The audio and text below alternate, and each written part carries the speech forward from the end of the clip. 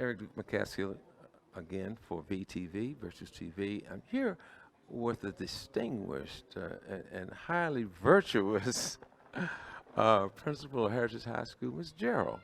And we're just honored to have you, and we hear great things about what's going on here at Heritage. And would you just share, we're here at the RISE conference, just share what your mission is for Heritage High School. Well, my mission is to provide opportunities to all students so that they have the skills that they need to be positive contributions to our community, but also so that they can be successful post-secondary. So really just making sure all kids have opportunities and access to a high-quality education that teaches them not just academics, but the leadership skills that they need to be the next great generation of leaders like yourself. Well, what you're speaking is what we heard during the days of segregation. Before there was Heritage High School, there was Huntington and Carver, Yep. Which is now Crittenden, and then of course there was Newport News and High Warwick, school. Warwick High Schools, Yes, sir. for the others' persuasion, by the way. Yes. But that's what we were inspired to do. You know, what was that saying? Good teachers teach. Uh, uh, Better teachers do something, but great teachers inspire. Yes.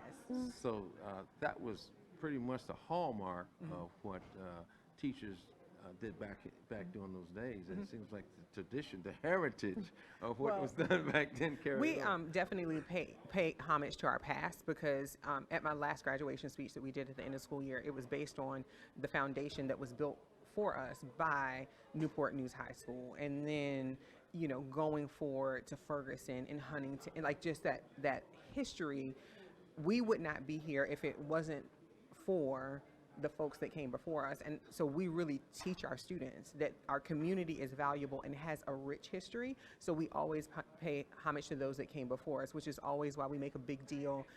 You know, Dante Bug and Harris were here earlier. And so we, you know, gave them gifts. They're like, every time, y'all do a whole lot for us. And I was like, because we understand the importance of celebrating the work that you put in so that we could be here. So, you know, those guys are my age.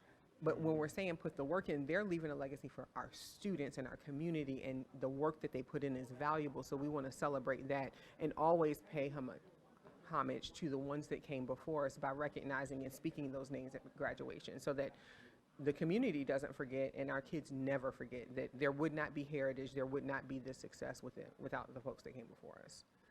Well, thank you. In fact, Dr. Robert Jackson, who's a keynote speaker, he said he was from Indianapolis, and I shared that I'm a Purdue graduate from here, and we talked about that, and he really he's a keynote speaker, but he really honored me for some of the things that I did. And Leroy Keys, who went to Old Carver High School. Leroy and I competed against each other, and we both accepted scholarships at Purdue. He went on to be voted the greatest football player in the history of Purdue. Carver High School, now Crittenden Middle, and I went on to become the founder of the Purdue Black Culture Center.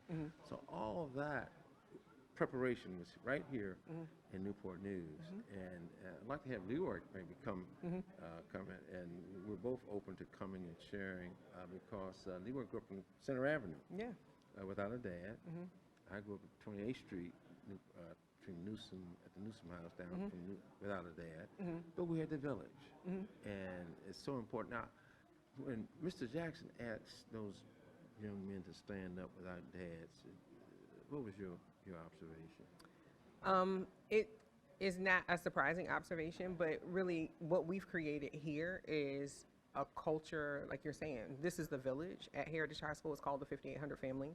Like, we are the kids' village. So when they stand up and they don't have a father, or some of those young men in there don't have a mother, or they're living with a grandmother or an aunt and uncle, it really just solidifies for me the work that we do here is valuable because it does take a village. And though we've lost that mentality in some respects in some areas, it is still alive here because when you walk in this door, you are a part of a family, so you uphold the expectations that we have for you as a school.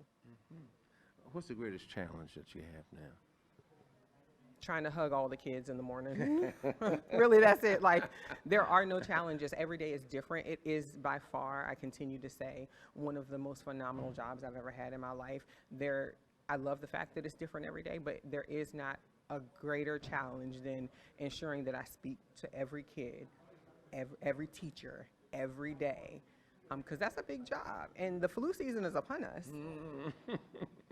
And I've been sick.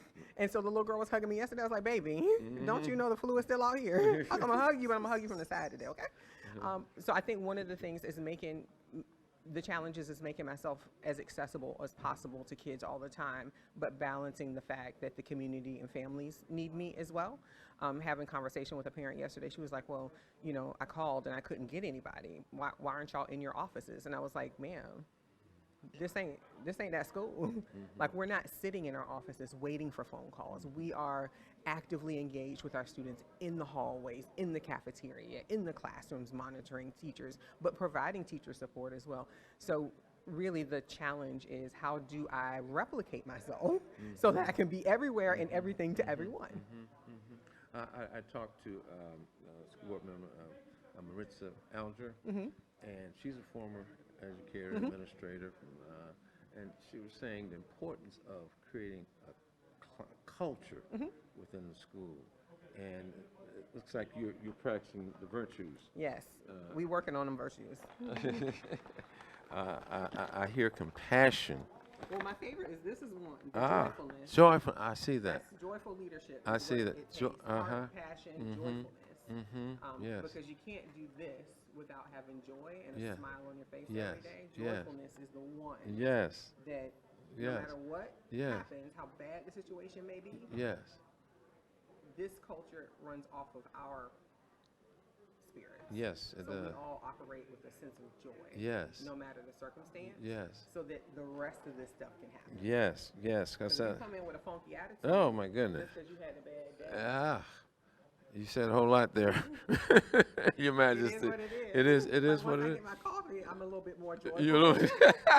Your joyful boost. But I'm just saying, overall, if you come in and you are having a bad day, or you let outside circumstances influence you, your ability to provide that joy and that spirit and that hope to kids is diminished greatly. So when I walk in the morning, my number one priority is be in the hallway with the kids and smile and laugh and sing and do crazy stuff, so that they see that no matter what's going on, when you step in here, this home, and we're going to we're gonna hype you up even when you don't feel like being hyped.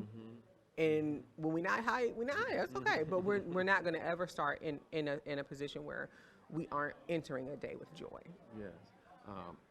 As a parent educator for juvenile domestic relations courts, we have had training on childhood trauma, and schools are becoming more trauma informed now with the adverse childhood experiences. And when I was at Boys and Girls Club, we said that the hardest day at Boys and Girls Club is Monday morning or Monday afternoon because we don't know what happened over the weekend.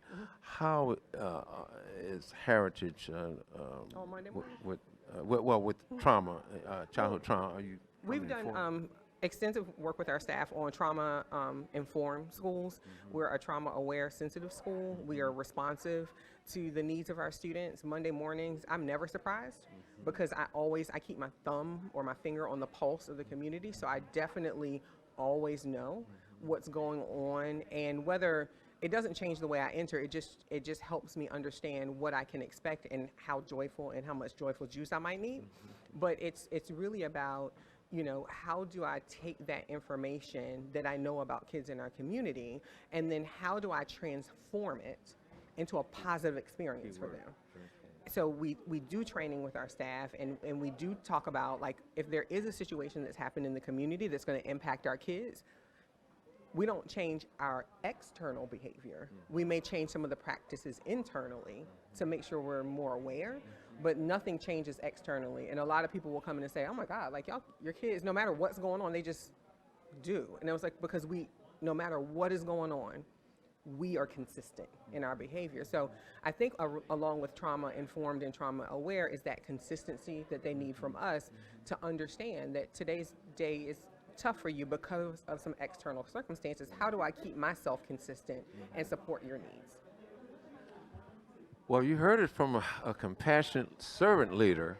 Ms. Gerald, and here at Heritage High School, and this is the Joyful High School, by the way, the Joyful Hurricanes. Boy, that's kind of oxymoron, and the Joyful Hurricane. Oh, yeah. But in this case, we truly appreciate and value. As a product of Newport News Public Schools, as I was sharing with Ms. Alger, it was a 5th grade teacher at Booker T. Washington that transformed me from a troubled, fatherless boy, anger attitude, lived with my grandparents. Mom chose to live in New York, and she was my angel. Turned me around. I was in the same class with Congressman Bobby Scott, who of course was in Group 1. I was in Group 3. The kids call it, they weren't so kind of dumb group, but because Miss Brown saw my potential and she spoke this joyful language, healing language, uplifting language, inspired me. I went on to become an honor student at Purdue University and founder of the Purdue Black Culture Center. So we want to thank educators like Ms. Gerald, leaders like Ms. Gerald, who set the climate more like a thermostat rather than a thermometer. So thank you so much. Any closing remarks to parents? The only thing that I have to say to parents is thank you for trusting us, because you send us the best that you have every single day, and I know that it's not easy to send your kid off to an unfamiliar place sometimes, but thank you for trusting us to lead and serve your students and serve this community, because without your support, none of the things that we do would be possible.